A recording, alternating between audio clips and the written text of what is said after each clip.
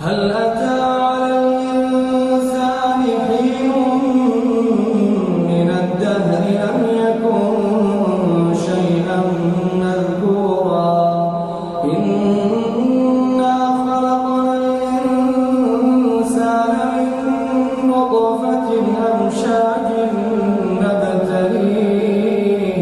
فجعلناه سميعا بصيرا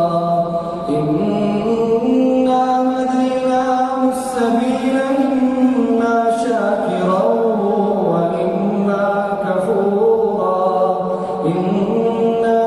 أعتدنا للكافرين سلاسل وأغلالا وسعيرا إن الأبرار يشربون من كأس كان مزاجها كافورا عينا يشرب بها عباد الله يفجرونها تفجيرا يوفون بالنذر ويخافون يوما كان شره مستطيرا ويطعمون الطعام على حبه مسكينا ويتيما وأسيرا إنما نطعمكم لوجه الله لا نريد منكم جزاء ولا شكورا إنا نخاف من ربنا يوما عبوسا قمطريرا فوقاهم الله شر ذلك اليوم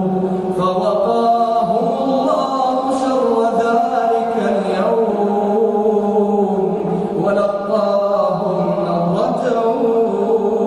وسرورا فوقاهم الله شر ذلك اليوم ولقاهم نضرة وسرورا وجزاهم بما صبروا جنة وحريرا متكئين فيها على الأرائك لا يرون فيها شمسا متكئين فيها على الأرائك لا يرون فيها شمسا ولا زمهريرا ودانية عليهم ظلالها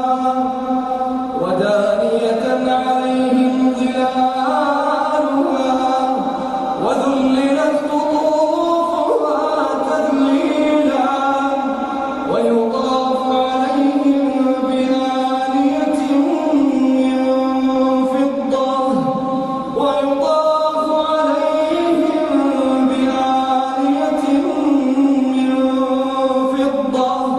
وأكواب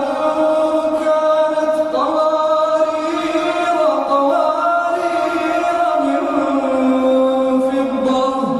قوارير من فضة قدروها تقديرا ويسقون فيها كأسا كان مزاجها زنجبيلا عينا فيها تسمى سلسبيلا عينا فيها تسمى سلسبيلا ويطوف عليهم ولدان